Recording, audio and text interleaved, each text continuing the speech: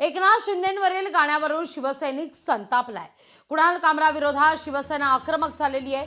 कारच्या unique continental हॉटेलमधील शोच्या सेटची सुद्धा तोडफोड करण्यात आलेली आहे। कुणाल कामराच्या सेटची ही रात्री उशिरा तोडफोड करण्यात आलेली आहे शिवसैनिकांकडून।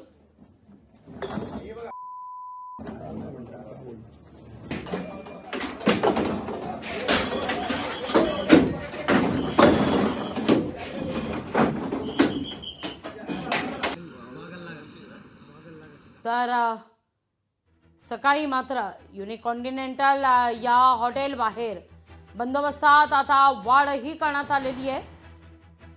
रात्री तोडफोड झाल्यानंतर या हॉटेल बाहेर बंदोबस्त वाढवण्यात आलेला आहे।